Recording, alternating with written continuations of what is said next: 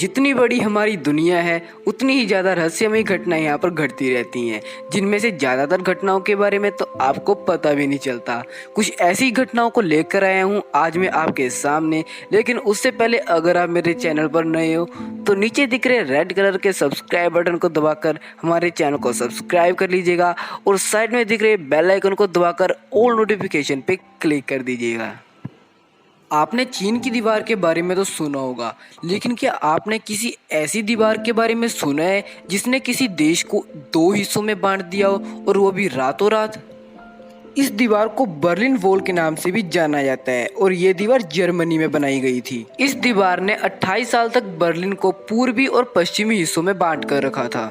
इस दीवार को बनाने का काम अगस्त 1961 को शुरू हुआ था, जो कि 14 अगस्त की सुबह को खत्म हुआ था, और इस दीवार को 9 नवंबर 1999 को तोड़ भी दिया गया था।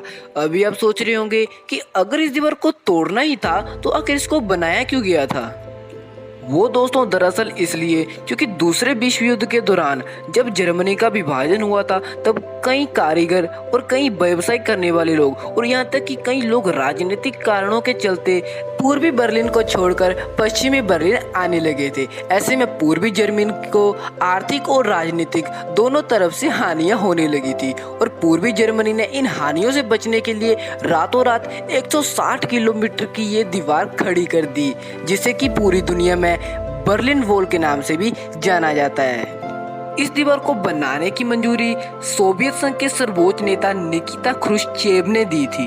एक तो इसका नाम बड़ा अजीब है, आप स्क्रीन पर पढ़ सकते हो। जहां एक और ये माना जाता है कि इस दीवार के चलते लोगों के प्रवासन में भारी कमी आई थी, वहीं दूसरी ओर कई लोगों को इस दीवार के चलते अपनी जान भी गंवानी पड़ी थी, क्योंकि जो लोग चोरी छुपे दीवार को फांदकर पूर्वी बर्लिन से पश्चिमी बर्लिन जाने की कोशिश करते थे उन्हें सीधे गोली मार दी जाती थी। लेकिन फिर भी वहां से कई लोग प्रवासन करके चले जाते थे। कई लोगों ने वहां से निकलने के लिए दीवार के नीचे से गुफा बना डाली थी, तो कई लोग वहां से हॉट एयर बलून में घुसकर चले जाते थे, और तो और कई लोग गाड़ी को स्पीड में लेकर आते थे और दीवार को तोड़कर वहां से निकल जाते थे।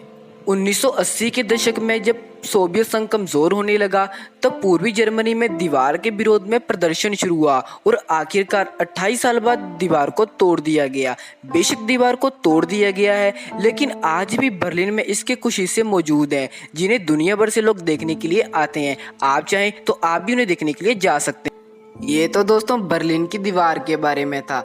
अब चलिए बात करते हैं लॉकडाउन के बारे में। दोस्तों लॉकडाउन में सभी अपने अपने तरीके से टाइम पास कर रहे हैं, जैसे कि आप मेरी वीडियो से नॉलेज गेन कर रहे हो।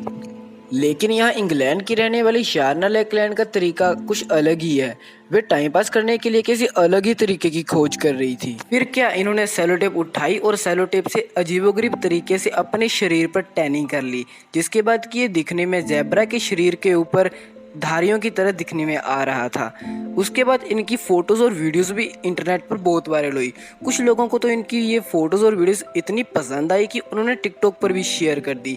यहाँ तक कि कुछ लड़कियों को तो ये इतनी पसंद आ गई कि उन्होंने इस लड़की की तरह ही अपने शरीर पर भी अजीबोगरीब तरीके से टैनिंग कर ली।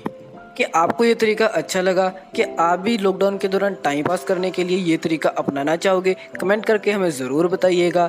और अगर आपको वीडियो अच्छी लगी हो तो ज़ोर से लाइक के बटन को दबा दीजिएगा, और अगर आपने यहाँ तक वीडियो देख ली है तो सब्सक्राइब बटन को दबा दीजिएगा और बगल में आ रहे बेल आइकन को दबाकर ऑल सेटिंग पे सेट कर दीजिएगा, ताकि आप हमारी किसी भी वीडियो को मिस ना करें, क्योंकि मैं ऐसी वीडियोज़ लाता रहता हूँ। तब तक के लिए बाय बाय, टेक केयर।